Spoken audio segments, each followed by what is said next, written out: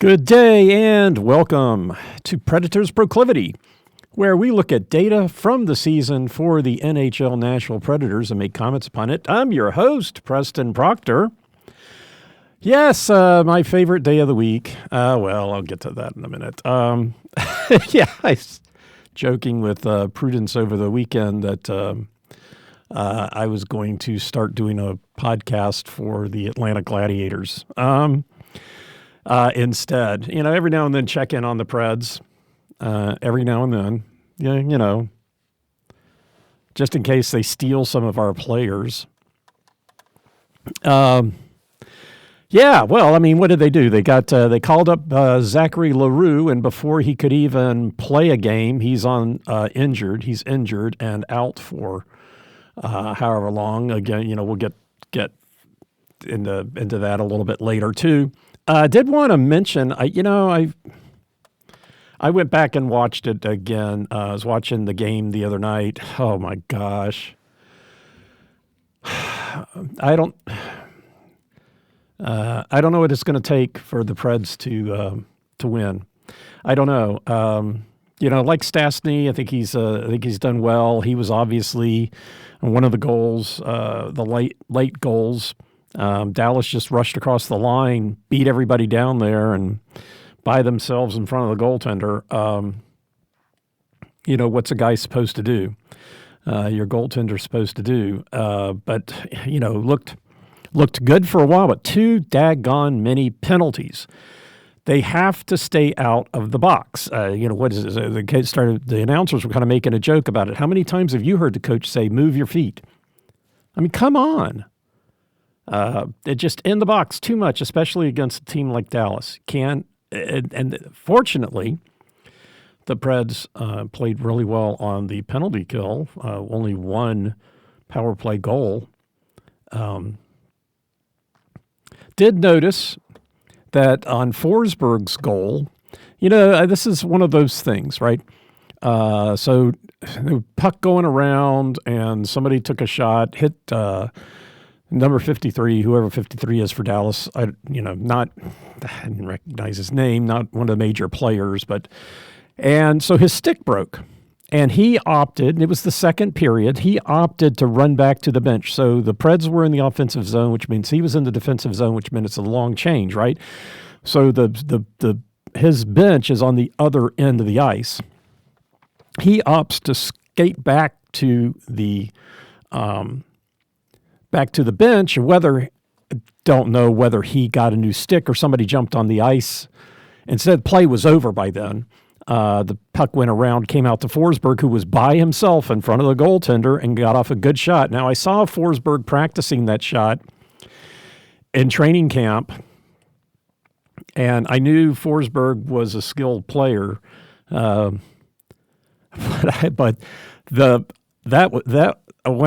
least what I saw in training camp, that was wicked. I mean, it was so hard. I did not realize the speed he could put on the puck. I didn't until watching it in training camp. But I don't know if you can pick that up on TV. I guess they can talk about it. It's kind of hard to follow the puck sometimes on TV. Training camp, you're right next to the ice pretty much. And he was down on that end practicing that shot from about that spot. And nothing for the goaltender to do, but that it brings up an interesting question. When you've got a broken stick, do you get off the ice, right? Or do you continue to play your position without a stick?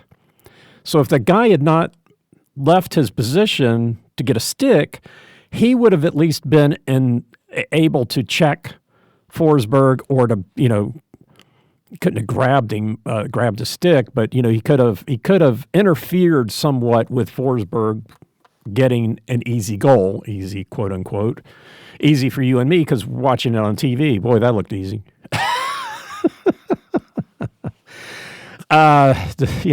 So it just brings up an interesting question. You see this especially like on a power play.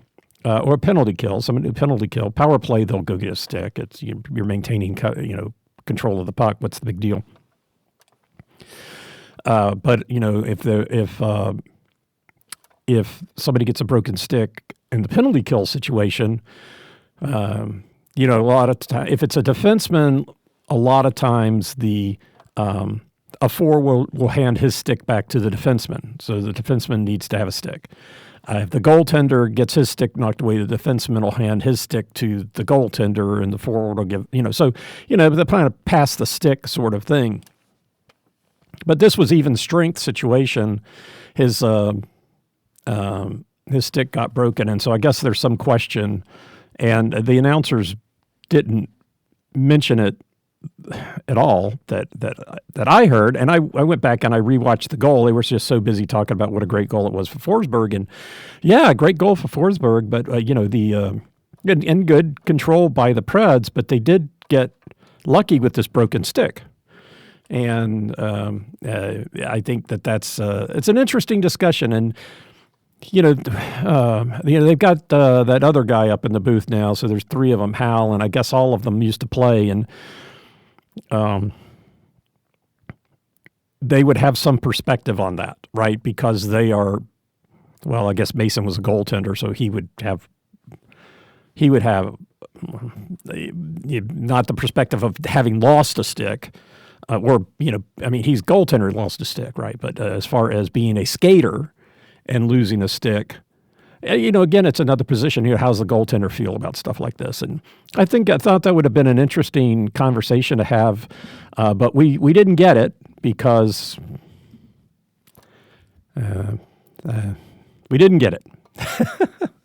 I'll just stop there. But yeah. That was my takeaway from that game. Willsby, that was a bad. They called him at center. That they showed it, and they showed that he didn't catch the guy's feet. As Hal said, you know what the refs saw, and the refs have to call what they see. And, they wouldn't necessarily have been in position to see that, Willsby didn't kick the guy's legs out. I mean, the guy went flying, but there were legs everywhere. So you can understand how that call gets made.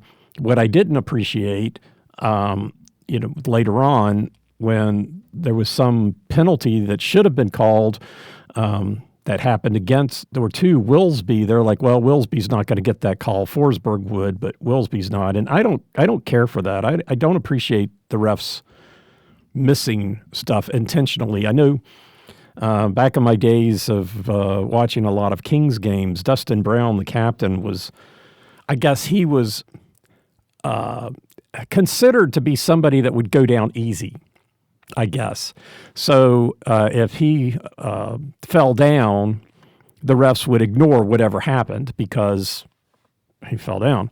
Now, another one of my favorite stories was when Price, whatever the goaltender for Arizona, never liked this guy after that.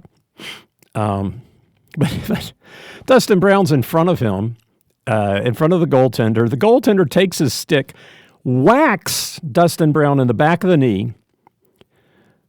Dustin Brown goes down, having just gotten hit in the back of the knee with a stick, and they call him for diving. Now, they got the goaltender for slashing, but they called Dustin Brown for diving. That's the kind of stuff I don't appreciate. If they're going to call it, call it. That's if it's a penalty, it's a penalty. If you're not calling it that game for everybody, then don't call it for that game for everybody. Although it would be nice if there was more consistency between games. Okay, these refs aren't going to call this today, and tomorrow the refs are going to call it close. And I understand refs want to keep control of the game, and particular opponents might. You might have, these two teams hate each other, and, we need to be overly sensitive and make sure nothing goes sideways. And I think sometimes they do that, and that's fine. But if they're calling penalties, they need to call the same penalties against both teams and against all the players, and not say, we're not going to, you can slash the heck out of this guy, we're not going to call it because we don't like him, or, we think he goes down too easy. Again, the Vancouver diving team, all you had to do was like look at them and they would fall down and the refs would call a penalty. So, and never unsportsmanlike conduct for diving. Yet I love it when these guys, you see it every now and then, somebody will act like they just got whacked and they're laying on the ice and they got their hands over their head and, face down on the ice, and you can see them peek out to see if the refs are paying attention to them. And then, they go back down and it's like, oh my gosh, call the unsportsmanlike penalty. You want to stop stuff like that? Call diving. I mean, I don't know that it happens a lot. So, I think a lot of times when they call it at the wrong times. But anyway, I guess that's a long segment on. All right. So, minor league update. Minor league update. Okay, let's get into it. Milwaukee and Atlanta are both playing pretty well this year. Milwaukee had 2 games this past weekend against the Rockford Ice Hogs. They played at home and away. So on Friday they were in Milwaukee and Saturday in Rockford. Milwaukee did win both 2-1 on Friday, 2-0 on Saturday. Murray was in goal for both of those. They have 3 games this week. They're all at home. Wednesday, they play the Chicago Wolves. Friday, the Manitoba Moose. And Saturday, the Texas Stars. They are third in the Central. They're 3 points behind the Grand Rapids Griffins. And they're 3 points behind Grand Rapids Griffins, who's in first. And second is the Rockford Ice Hogs that they just beat 2 games in a row. They're 1 point behind them, but Rockford's played 4 more games. The big, you want to talk about some place where there's big differentials in the number of games played. Not in the Preds schedule, but here in the AHL. In the ECHL, we've got Atlanta. Atlanta had been. I thought I could take off my jersey without. Yeah, I came in the studio with the Preds jersey on today. I thought, that'd be kind of cool. Except it gets hot in here, and sorry. So I thought I could get it off without interruption, and I was wrong. Sorry about that. Yeah, so Atlanta got the first loss of the year. You knew it was going to happen eventually. They lost on Wednesday for the first time, 1-3 against the Greenville Swamp Rabbits. Hyder was in goal for that one. Friday, they beat the Jacksonville Icemen in Jacksonville 5-2. Helter. So many letters. And Saturday, Hyder was back in goal against the Savannah Ghost Pirates, and they won 2-1. This week, they've got 2 on the road, Friday at the South Carolina Stingrays, and Saturday, the Jacksonville Icemen. They are first in the league, tied right now with the Maine Mariners. They played 1 less game than the Mariners. And then there are both of those teams have 16 points, and then there are 4 teams at 14. Maine and Atlanta are in the same conference, so they are tied. Interesting that they list Maine ahead of Atlanta in the league, which is weird because Maine is 7-1-1 and Atlanta is 8-1-0. So Maine has played an additional game. And 7-1-1. What was it? Anyway, and then when they show it in the conference, they show Atlanta listed ahead. Not that it matters at this point, but I just thought that was weird. And then Atlanta does lead their South Division by 2 over the South Carolina Stingrays. Back to the Preds, transaction watch, nothing to speak of. They did call up Zachary Harur, and now he's injured. Yeehaw. Okay. Oh, it's Monday. The Preds are at the New York Rangers. The game is at 6 o'clock Central Time, but since they're playing in New York, it's 7 o'clock local time. New York is tied for 5th in the Metropolitan Division. They are tied with the Islanders, who have 2 more regulation wins, so both at 16 points.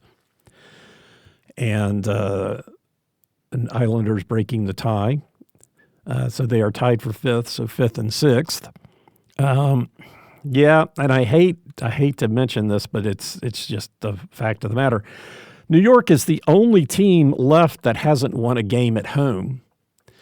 The Kings have only won 1. Everybody else has won at least 2, but New York is big 0, goose egg, 0-6-1 at home. Oh, boy. For the Rangers, Monday's game is a 2-game homestand, and yes, they lost the last one. 0-5. 0-5 against the Islanders. Was going to mention this later, but in the last 2 games at Madison Square Garden for the Rangers, they haven't scored a goal. They lost 3-0 against Carolina and 5-0 against the Islanders. The back-to-back they played over the weekend, they were at Detroit on Friday and then at home on Saturday. So they have had a day off. See, Carolina and the Islanders, well, they're tied with the Islanders. Carolina is on top of the Metropolitan Division with 22 points, having played 15 games. They're tied with the Devils, also 22 points. That's how they're tied. And Carolina and New Jersey both have 8 regulation wins, 10 regulation overtime wins. Not sure how they break that tie. They must have played each other, but who cares? It's still early in the season. Only played 15 games, and there's, 67 more to go. So if they're tied at that point, we'll worry about it. So anyway, so they were just a back-to-back situation where they won the away game and lost the one at home. This is the first of 2 versus the Rangers. They will be in Nashville in mid-December. Last year, the home team did hold serve, so 1-1 on December 17th. The Rangers lost 0-2 in Nashville, and then on March 2nd, won 4-0 in New York. Last year, New York missed out on the playoffs. They were 5th in the Metropolitan Division, 6 points out of a wild card spot. As far as personnel changes, they do have 2 players on the injured list. Number 16 center Vincent Trocheck, day-to-day, expected back on the 12th, had been expected back on the 10th, and now that's the 10th, it's the 12th. When it was the 8th, it was the 10th. It's just kind of keeps one of those, it just keeps moving back for whatever reason. Also, number 73 center Matt Rimpe, week to week, not expected back till the end of November. So Trocheck, neither of these probably back, Trocheck or Rimpe, back tonight. Transactions on the 8th of November, number 12, defenseman Connor Mackey was loaned to the AHL Hartford Wolfpack. And then on the 9th, they assigned to Hartford number 29 right wing Yaroslav Chmelar. No idea. Chmelar. Yaroslav Chmelar. Assigned, not loaned, assigned. That was off Puckpedia. On ESPN, it says that that Mackey was assigned to Hartford, but I just had to laugh. Puckpedia uses assigned. My favorite was he's no longer on their roster. Yeah, he's just not on the roster. I don't know what happened to him. Whee! And then also on the 9th, number 94 right wing Gabe Perreault was recalled from Hartford. Recalled not being a bad thing here. Like when you get a recall on your car, a part on your car. No, he's recalled from Hartford. And so that's some of the transactions for the Rangers. For your Nashville Predators, they are 7th in the Central Division with 14 points. They are 5-8-4. They are 1-3-2 on the road. They are 1 point and game ahead of 8th place St. Louis.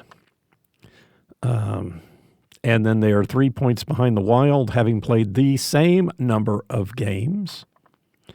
Now, granted, Minnesota and Nashville are two teams that have played 17 in the Western, but there are a number of teams that have played 17, which include the Boston Bruins, who have 20 points, are second in the Atlantic. And Pittsburgh, the upcoming opponent in Sweden, also played 17 games. Not surprising, but they have 21 points. They're 1 point out of the lead, but they have played 2 more games than both Carolina and New Jersey. As far as this is a 1-game road trip and then off to Sweden. Those are considered to be home games, which is fine. Got to throw his math off and some of the calculations off because they're not really playing in Nashville. But hey, we'll figure out what to do with that later. Off to play 2 in Sweden. They'll play Friday and Sunday versus Pittsburgh. Those games, Friday's game is at 1 o'clock local time here. And then Sunday, 8 a.m. So breakfast with the Preds on Sunday. That is a 7-hour difference. So they'll be playing at 8 o'clock local time on Friday night. And then, what is that, 3 in the afternoon on Sunday, local. So there you go. That's coming up. As far as personnel changes, Yossi is still day-to-day, not expected back till the 24th. Willsby expected back on the 10th. Well, today is the 10th. That'll probably move out later on. Cole Smith, right wing Cole Smith, day-to-day, expected back on the 15th. And number 68, left wing Zachary Leroux, thanks for being called up and getting injured. I don't know how that happened. I think I heard it was a lower body injury. He's not expected till the 9th, and probably at that point we'll just go back to Milwaukee to recover. And they haven't called anybody else up to get them injured, so we got who we got. And let's see, if we preview the lineups, currently the goaltenders are unconfirmed. And what if they got Forsberg, O'Reilly, Evangelista, Stamkos, Halla, Marcia Show, Bunting, Svechkov, Wood, Yost, McCarron, Weisblatt. So it kind of looks like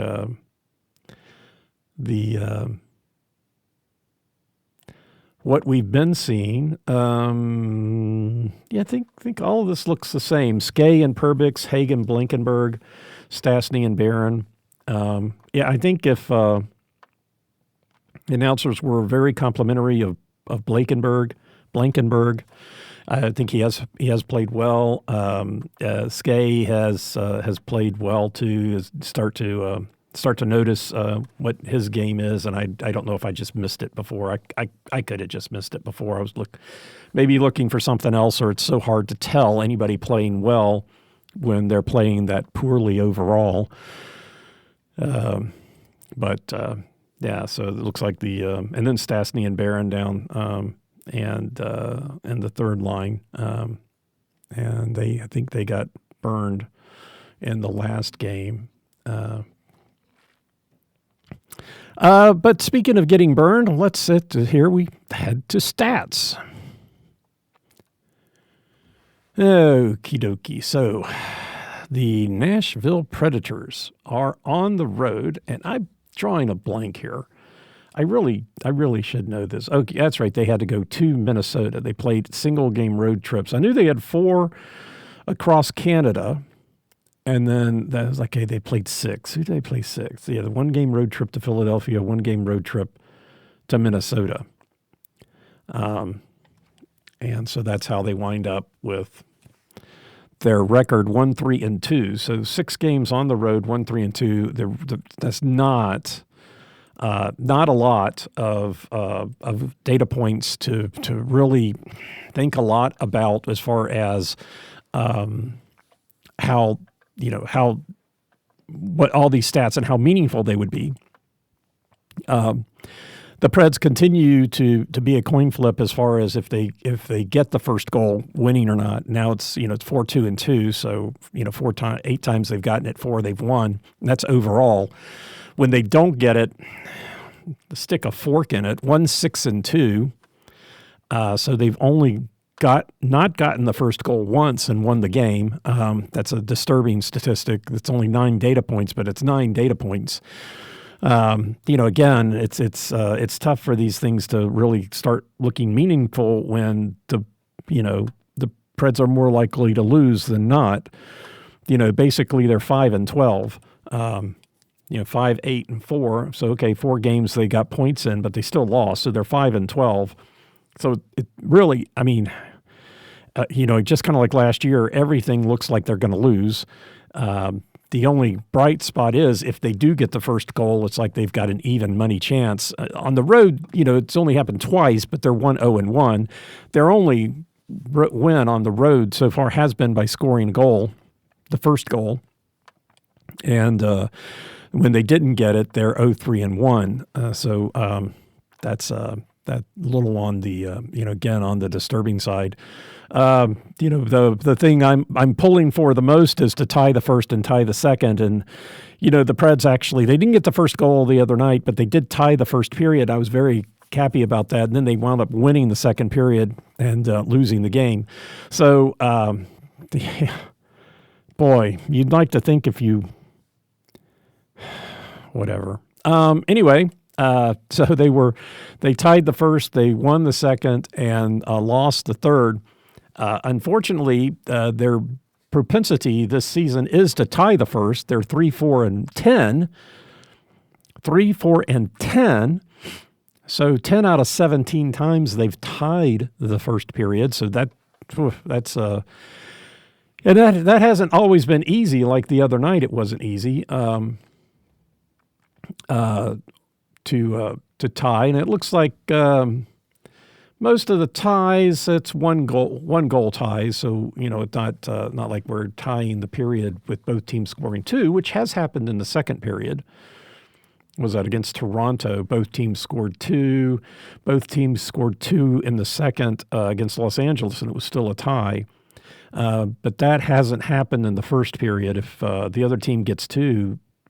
So far, if the other team's gotten 2, the Preds have been shut out. Now, granted, that's only happened, twice? So that's not really that many good data points. But the Preds have gotten 3 in the first period. But otherwise, the Preds are lucky to get 1 goal in the first period. So that the period either usually winds up in a tie if the other team doesn't score either, or they'll get 1.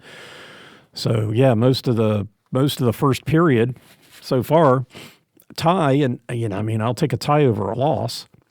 And then, in the second period, the Preds are 4, 6, and 7. So the second period is a little bit more spread out as far as the results go. The third period heavily towards losing that period, 5, 11, and 1. And let's not even talk about overtime. The only time the Preds have gotten not lost in overtime was when they took it to a shootout. And of course, they won that one. If we want to look at the away stats, the Preds have not won the first period on the road yet, but there's only 6 games, so they're 0-3-3. I guess 2-1-3 in the second would be considered a winning record. Again, only 6 data points, and then 2-4-0. Now, looking at this 2-1-3, I fully expect New York to win the second period tonight and even that one up. I have no hope the Preds are going to win the first or get the first goal, and I hate to be such a downer, but I mean, but I'm looking at the numbers, going, this is what the numbers say. I mean, what I always like to do, and we can get back to this now, is to look at the correlations. I just wanted to run through the overall numbers first.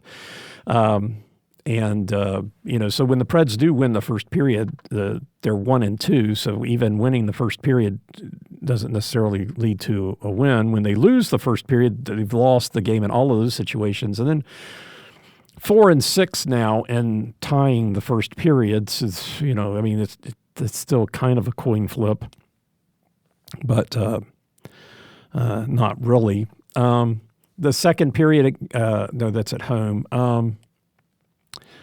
I don't want to. That's not going to the away because only 6 data points, so it's the numbers definitely don't look good. None of the numbers look good. Let's just the Preds in all the scenarios don't have a winning record anywhere. The second period on the road, anyway. So the second period, again, winning the second period, not a good indicator. Of the 4 times they've won the second period, they've only won the game once.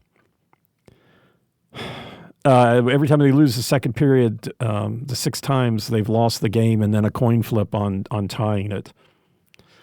And then we come to the third period, and here at least is the one bright spot. When they win the third period, they're 3-2, so 60% of the time.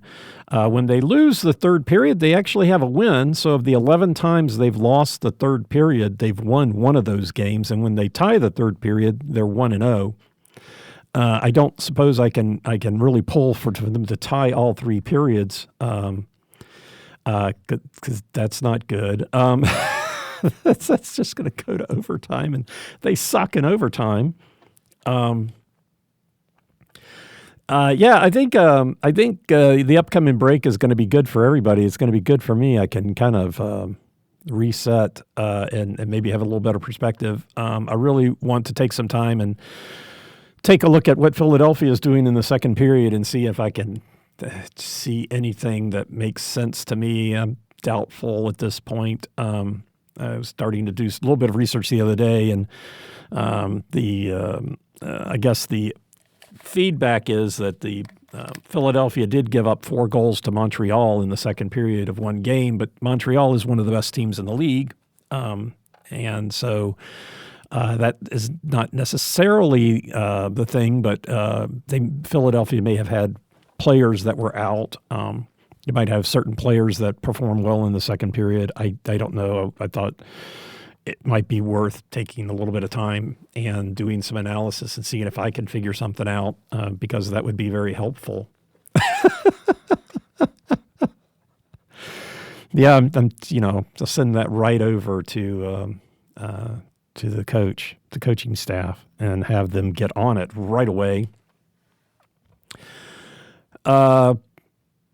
Yeah, so third period, again, 8 times that they have, does that take out empty nets, third period correlation? Oh, yeah, that takes out empty nets. Oh, well, never mind. Taking out the empty nets, the third period, the Preds do not have a winning record winning the third period. They're 2-3, 1-7, 1-7 when they lose the period, and 2-2. When they tie it. So, removing empty nets. Yeah. Anyway, the combinatorics of the first and second period, we now have 4 times they have tied the first and won the second. So that is the most frequent thing at this point. And they are 1-1-2. So in those situations, even though they tie the first, win the second, they don't win the game. Their third period performance must be awful. Well, you saw it. I mean, I'm here talking to myself. They've lost the third period 11 times. They played 5, 6, 17 games, and 11 times they've lost the third period. Atrocious. Scenarios that have also happened 3 times, tying the first, losing the second, and the best result there is 1 tie. 3 times they've tied the first and tied the second, and they've won all 3 of those. So that's the thing I'm wind up pulling for. And 3 times they've lost the first and tied the second, and that's a bad scenario. 0, 2, and 1. So they've never won the second period. When they've won or lost the first, every time they've won the second period, they have tied the first. So that was 4 times. And then, but I guess tied, when they've tied the first 4 times, they've won it, 3 times they've lost it, and 3 times they've tied. So it's still a coin flip on what's going to happen.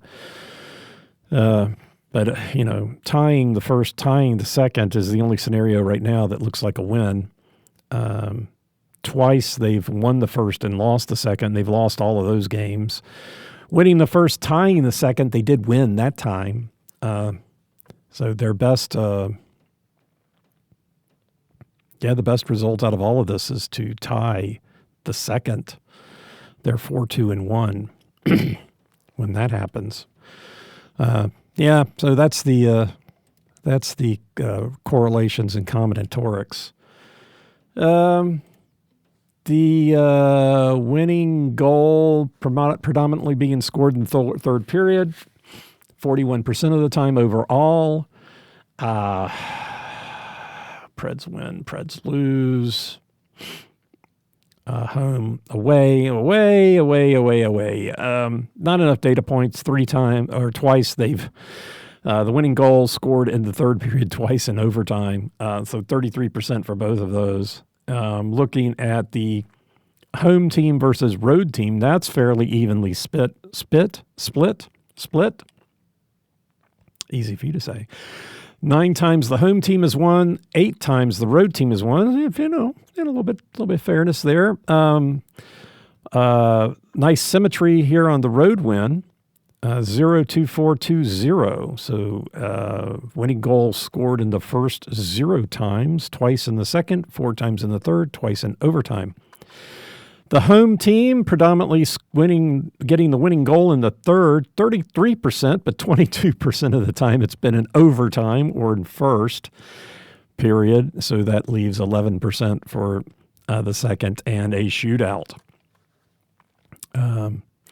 So that's when your winning goal is being scored. Now, if we're getting into the ugliness of the season, the Preds are being outscored in every period, unless they win. When they win the game, they're outscoring their opponents. Not much in the second period, though, 4 and 3. And then on the road, apparently the Preds have not scored a goal. They're outscored on the road 5-0. 5-0 on the road. Now it's only 6 games. 5-0. Nothing. Nada. Zip 0. They have outscored their opponent in the second 6-5. That one goal. When they won, they've outscored their opponents 1-0. And then, so that means when they lose, they're tying the opponents, and again, only 6 data points, but 5 and 5. So even number of goals. So the opponents seem to be able to score 5. So the opponents have scored 5 in the first, 5 in the second, and 10 in the third. And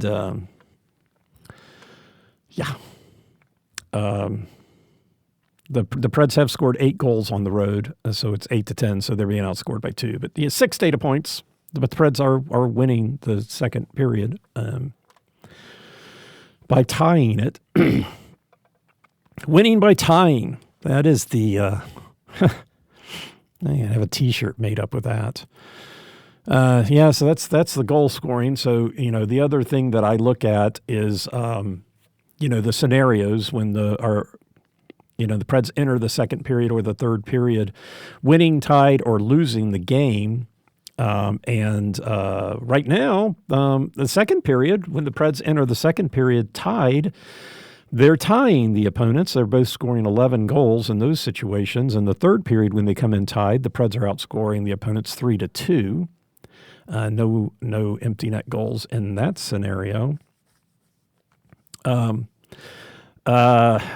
Disturbing, the third period, when the Preds come into the third period winning, they're being outscored 6-9, but 3 of those for the Preds are empty net goals. So they're being outscored 3-9 in the third period when they come into the third period winning, like they did the other night.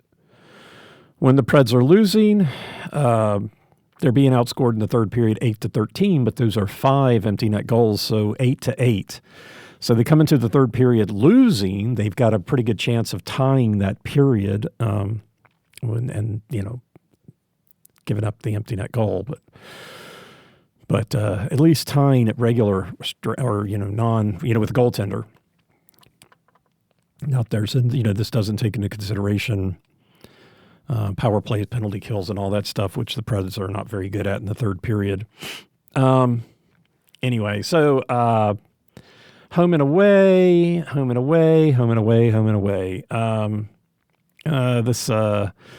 The away numbers again,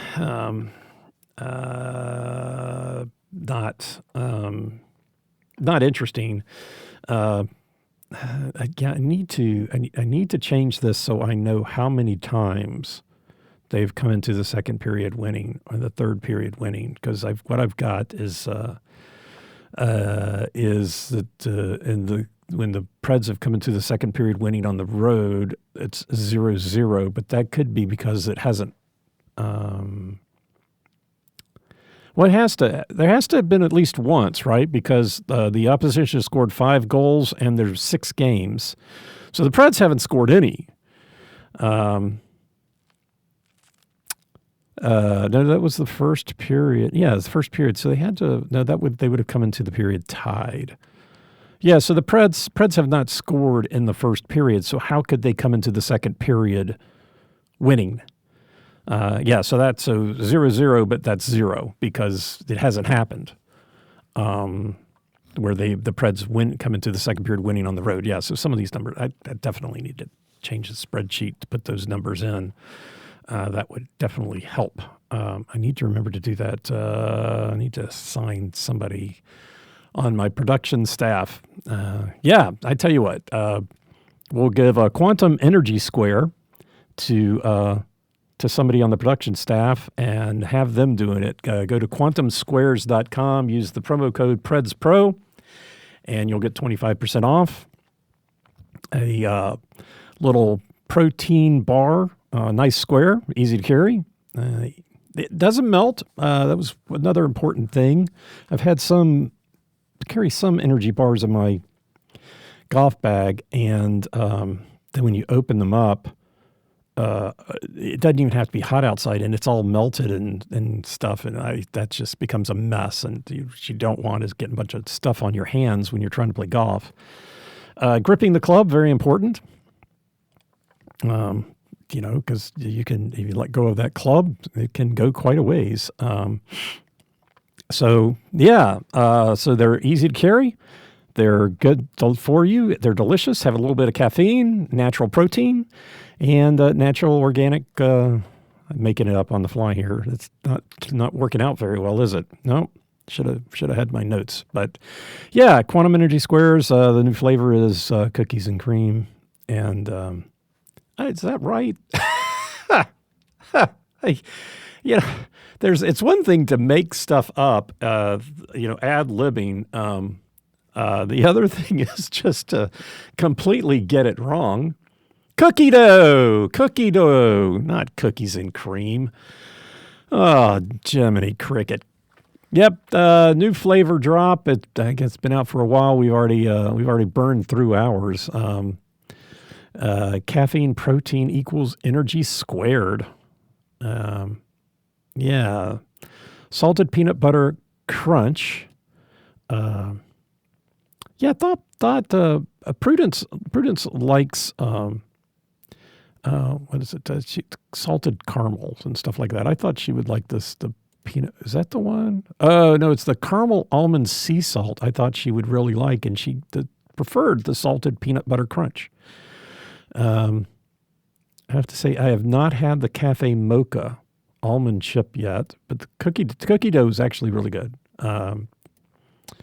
Definitely reminiscent of the flavors, but not. I don't like things that are overly sweet, and I haven't tried the peanut butter dark chocolate or the dark chocolate pink Himalayan salt. I'm not a huge dark chocolate fan, but maybe go out. We can get they've got variety 8-pack bestseller. Well, I may not get the bestseller pack. May not have the ones you want to try. Yeah, on their website you can get 20% off. But hey, use the promo code PredsPro, get 25% off, free shipping. I think it's at $35. A pack of 8 is $20. So what is that? That's like $2.50 a bar, which is for an energy bar is actually right in there. Some of the one of the bars that I buy, probably not going to be buying them anymore. They're just so expensive. And that's one that melts, that you cannot take the chocolate out onto the course, because there's not a lot of chocolate in it, and it just becomes a mess. So these energy bars are really great for that. Anyhow, maybe send a shipment over to Bridgestone Arena. Maybe that would help the Preds. It needs something. Yeah, I like to use those smelling salts when you come out on the ice, and they put the smelling salts up there. And maybe a little protein between innings, between periods. Between innings. Okay, so anyway, I'd rather talk about quantum energy squares than about the Preds scoring, right? Well, that's not what the podcast is about. So, if it started with a P, we could talk about it. It starts with a Q. QuantumSquares.com, Preds Pro, for 25% off your order. Well, now that we've gotten all that out of the way, let's talk about the matchups.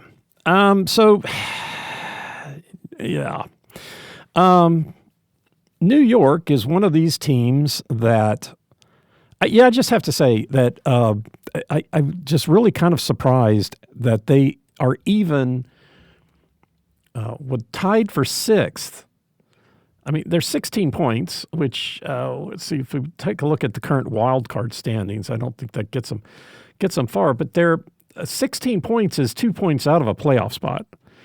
And not having won a game at home, and they're next to last in the league in scoring, and in the bottom of the league of being scored against, which I guess is how that happens. Except they gave up 5 goals to the Islanders the other night. Fortunately, Shesterkin was in goal. Our man Jonathan Quick, he's got the lowest goals against in the league, minimum of 4 games, and he's only played 4. So when, it's like he played the other night. He was on the list, went off the list. I guess they changed the minimum from 3 to 4, and so he went off the list, and then he played, and so now there he is, 1.26 goals against. First in the league. Second is Logan Thompson at 1.61. So that's a pretty healthy jump from Jonathan Quick to Logan Thompson, but Thompson probably plays a little bit more. Yeah, and then Shesterkin down here in 10th, 2.41. So New York's 2 goaltenders are right there in the top 10. Connor Hellebuyck is 7th. Scott Wedgwood, ex-King, ex-Pred, ex-Pred, playing with Colorado. Yeah, I mean, he's a backup too. Not sure. Connor Hellebuyck is a starter. Don Vlader is 4th. Devin Cooley, Jacobs, Jake Allen. I'm not sure which of these are starters and which aren't. But yeah, so Jonathan Quick. I just wonder, because they're not scoring, but they're not being scored that much against. They're 95 goals, so they've only given up 40 goals all season, and 5 of them was the other night. That's what 1/8. So 12.5% of their goals were scored in one game. They had another game, San Jose, 6-5. 6-5. So a couple, when they give up 6-1, they scored 6. So when they this is not the Rangers podcast. But dude, I'm looking to try to see what where they're at. It's just kind of surprising, with them with the goal scoring that they've got, or don't have, that they're even where they're even as high as they are, because it's like I said, they scored 35. The Preds aren't much better. They've scored 43. So both of these teams in the bottom of the league with regards to goals scored. Both teams have scored only 11 goals in the first, so that makes them 21st and 22nd. New York, the bottom of the league at 7 goals in the second, and that's makes them 32nd. The Preds have 15, which puts them 18th, so they're not even in the top. They've twice as many goals as New York in the second period, and they didn't even put them in the top half of the league. So 7 goals in the second period for the Rangers is abysmal. Well, I thought the Preds had a bad second period. The Preds aren't that much better in the third period, only scoring 17, but at least New York jumps up to 15. So they scored 11 in the first, 7 in the second, 15 in the third, and that's just league-wide. This is back on the 2nd of November, so it's a week ago. The league-wide scoring between the first and the second goes up 28%. And then from the second to the third, 6%. But New York goes from 7 to 15 from the second to the third. So definitely, don't know what they're doing in the second period, but whew, boy. Fortunately for them, they don't give up that many goals in the second period either. They're in the bottom of the league, 30th, in giving up goals with 10 in the second period. The Preds are 8th with 19, so about double, and that takes you from the bottom to the top. Overall, the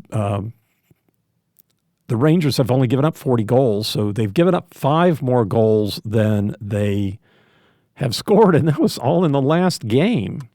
Yes, I guess going into the game versus New York on Saturday, the Islanders on Saturday, they had scored 35 and given up 35. 40 goals is 27th in the league. The Preds have given up 59, so about half more than New York. So third in the league in being scored on. Not where you want to be, in my opinion. The Rangers are giving it up in the first period, though. 16, which is 6. So we're one of the highest teams in being scored against. So 16 of their 40 goals coming in the first period. And that's the highest of any period. Like I said, only 10 in the second and 12 in the third. So 29th in the league in being scored on in the third period. So if you're going to get it on the Rangers, you're going to get it in the first period. And I didn't do this, but let's take a quick look at the Islanders game. The Islanders scored 2 in the first, 1 in the second, and then 2 in the third. And I'm betting, given that they scored 1 with 30 seconds left. No, they did get an empty net. They got an empty net. The first goal in the third period was an empty net, and then they got another goal after that. So, and the goal in the second period was a power play goal. They gave up in the first period, they gave up a goal with 33 seconds left in the period, and then in the third period, gave up a goal with 30 seconds left.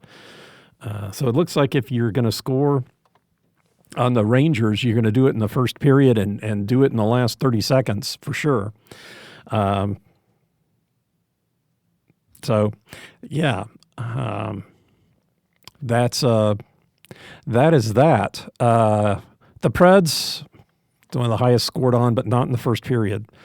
12, giving up 12 goals in the first period, 19 in the second, and 24 in the third. So they are third in the league, one of the most scored against in the third period, league-wide. So that's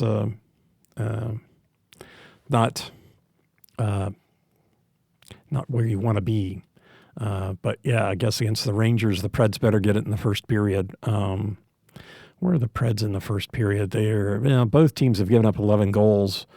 So the Preds have a -1 differential in the first. The Rangers have a -5. Wow. And the Rangers have a -3. But they've only given up 10, but they've only scored 7. The second period, not a bounty of goals with the Rangers on the ice. Be interesting to watch that game, see how that plays out. Preds in the second, the 8th in the league, giving up 19. Not exemplary. This just looks awful. The Rangers haven't won at home yet. The Preds are coming in.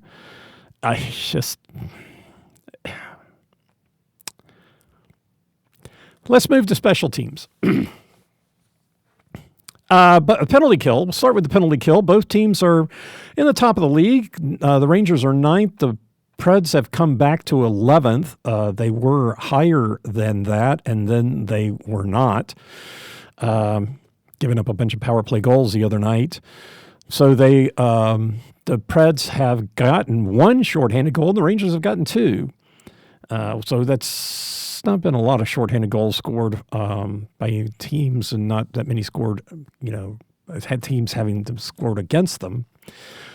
So it doesn't change things too much overall. The 2 shorthanded goals does take the Rangers up to 7th in the league in efficiency, 88%. As far they have given up 7 goals on 42 attempts. So they've given up 3 less goals on 13 less attempts. And so that makes them 28th in the league in goals given up on the penalty kill versus the Preds being 7th. Opportunities, the Rangers are 20th in the league in number of opportunities, so 20th in the league in opportunities and 28th. And giving up goals is a good ratio there. The Preds, 8th in the league in number of opportunities and 7th in the league in giving up goals. So that's that ratio is kind of going the wrong way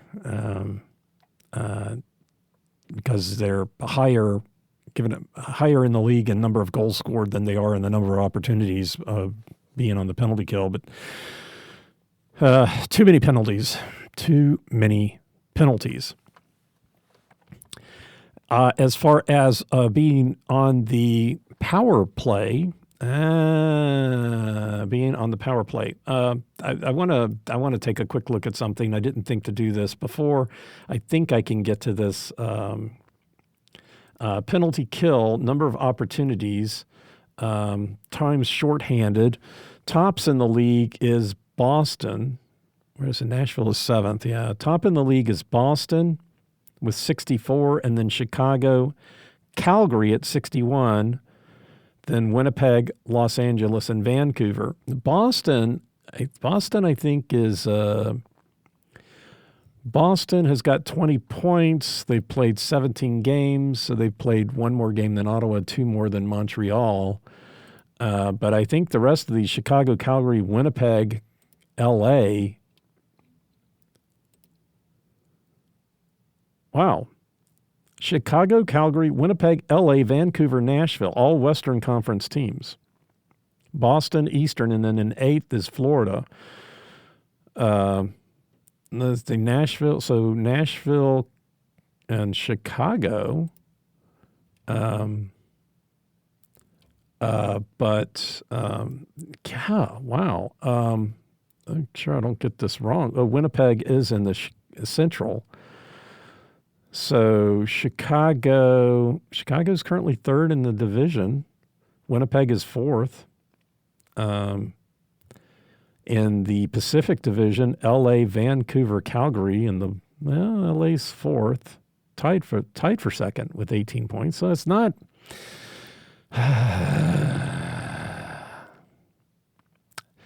It's and Boston is in a playoff position, and they've had 64 opportunities to Nashville's 55.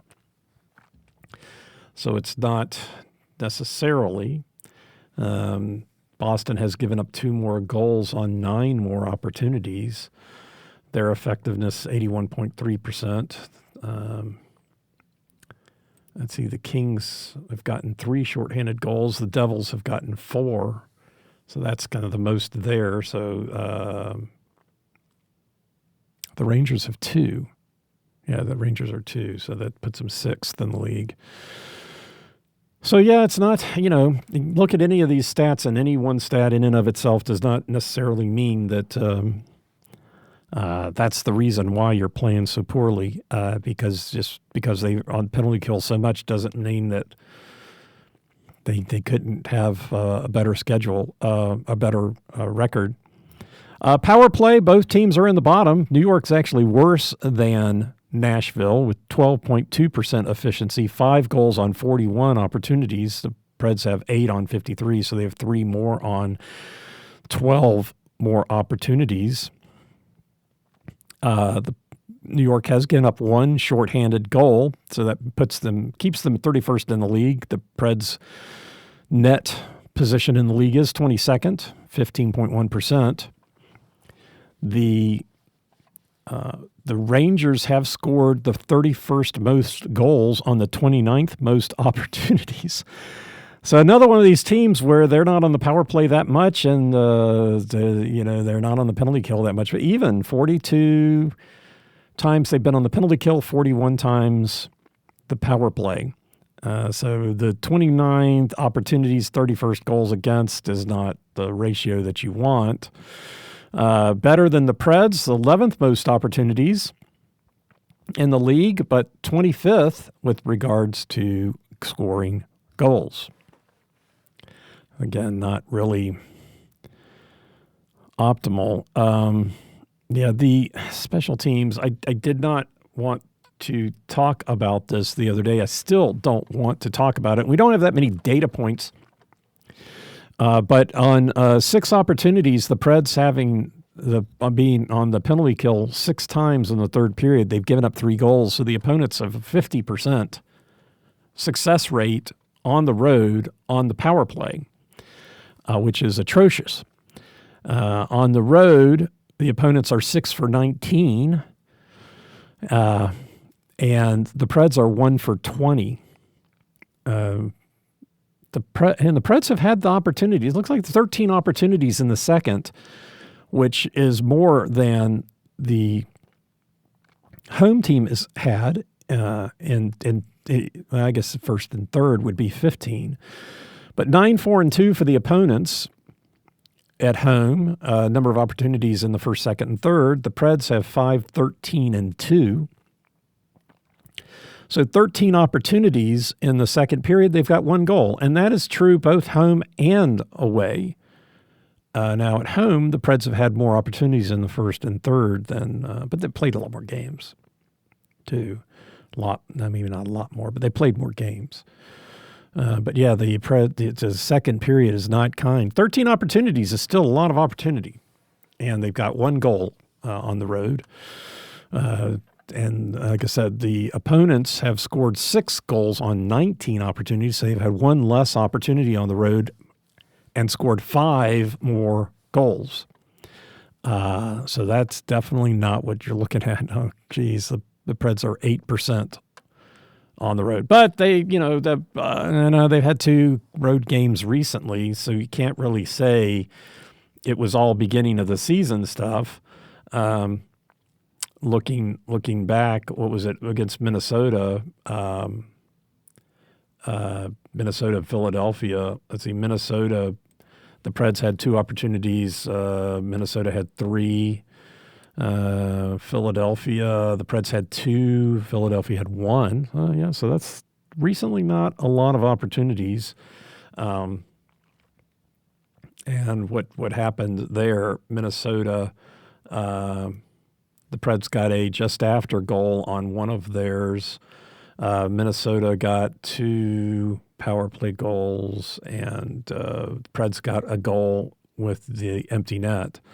So that one wound up being 2 special teams goals for both, but 2 power play goals for Minnesota. And then against Philadelphia, Philadelphia got an empty net goal and got a power play goal. So they got 2 special teams goals to the Preds, nothing. That part's not good. But you know, that's recent history. Yeah. Yep. Didn't want to talk about it the other day. Don't feel like talking about it anymore now. Moving to the goaltenders. New York has 2. They got more than 2, but 2 that have played this year in the regular season. Igor Shesterkin. I think, is he the highest paid goaltender? Got a big contract last year. Good for him. 4, 6, and 2. Jonathan Quick. 3, 1, and 0. This year they haven't played. Last year, Shesterkin was in goal in the first game, which was a 0-2 loss in Nashville, the home team holding serve last year. And for them, it was the last of a 3-game losing streak. After that, they won 1 and then lost 4 more. Quick was in goal in the second game, which was in New York, March 2nd. They won 4-0. So last year, the winning team was the only team that scored. That's probably not a try. I wonder what happened. Can I even get to what? Well, that would be tough. I'm just curious here. If you will indulge me, if I look back to 2 years ago. 2 years ago, the Preds made the postseason.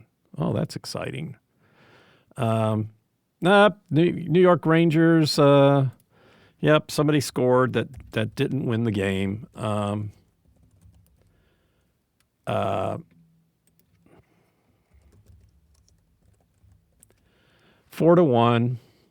I guess they played both of those games early. Both games were 4-1. Oh no, 4-3.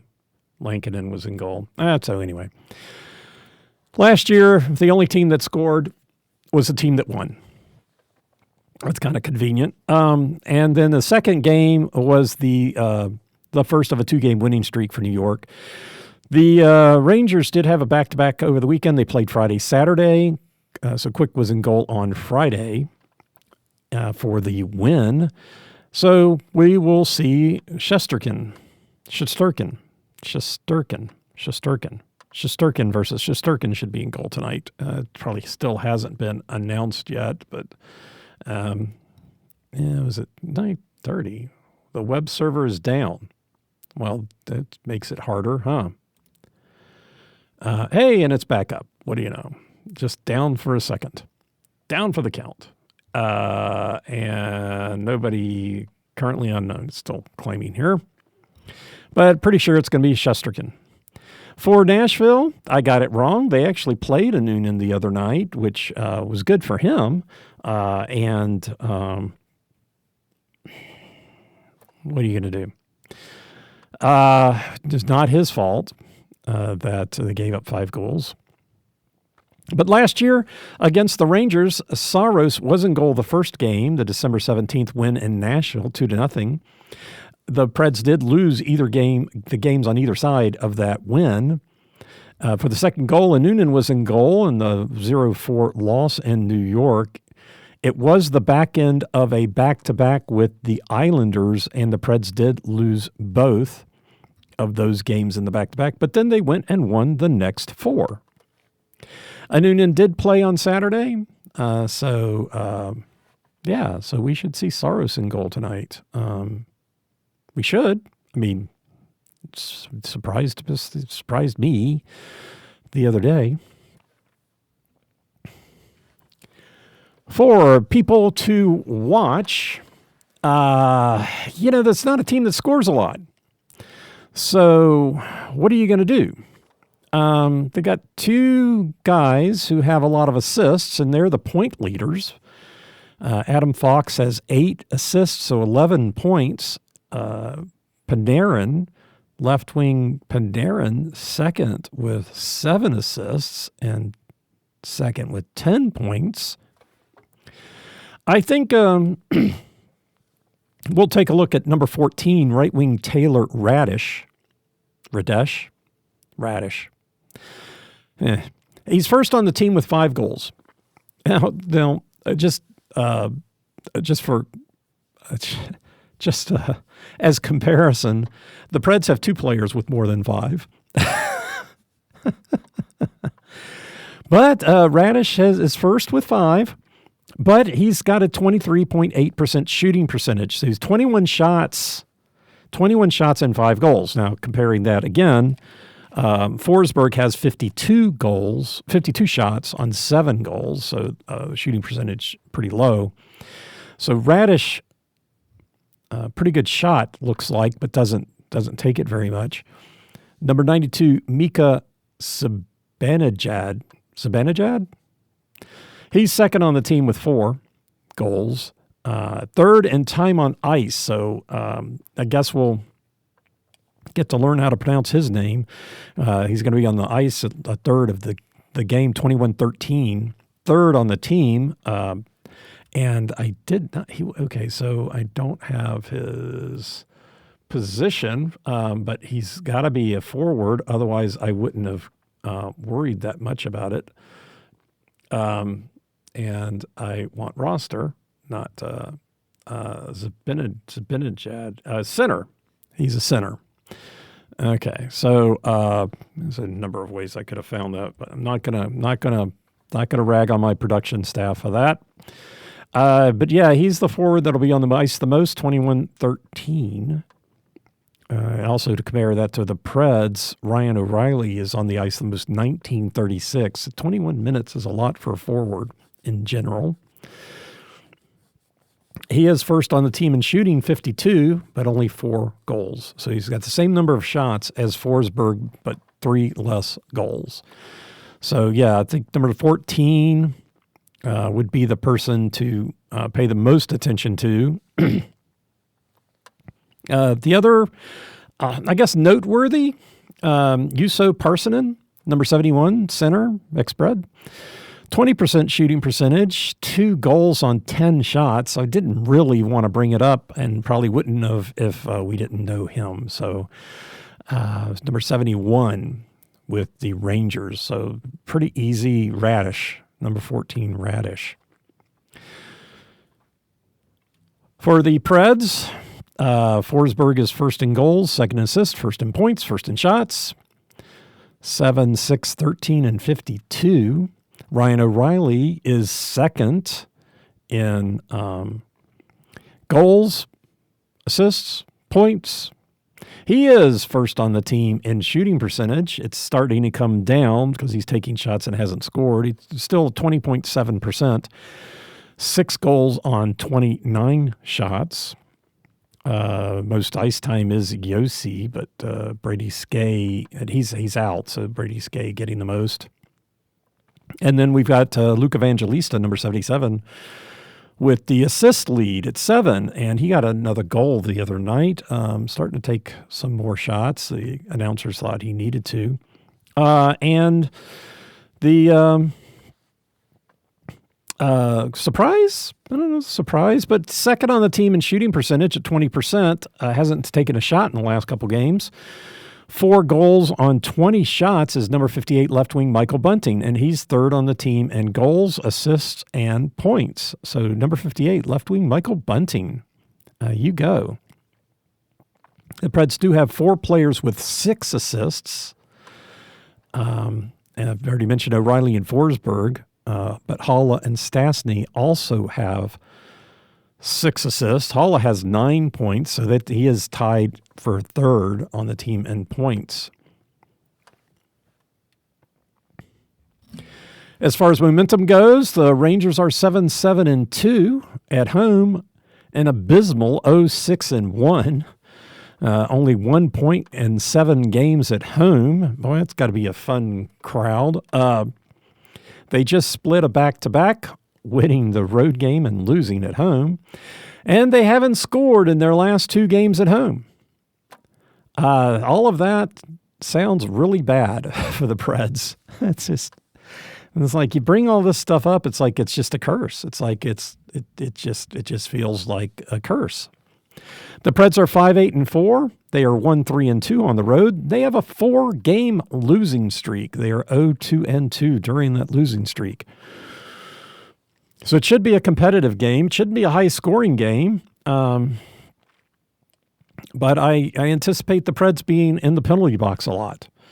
So that's just what you want to do.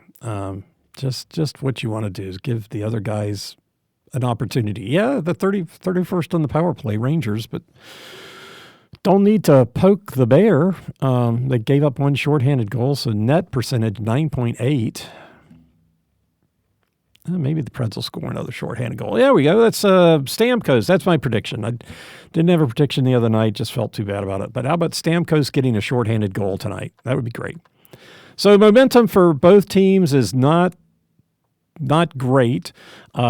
The Nashville is about to go on their trip across the pond, and across another pond to play Pittsburgh for 2 games over in Sweden. The Rangers get ready to go 2 games on the road, another away and home back-to-back with Detroit again. So this weekend they'll be playing a back-to-back. But not tonight.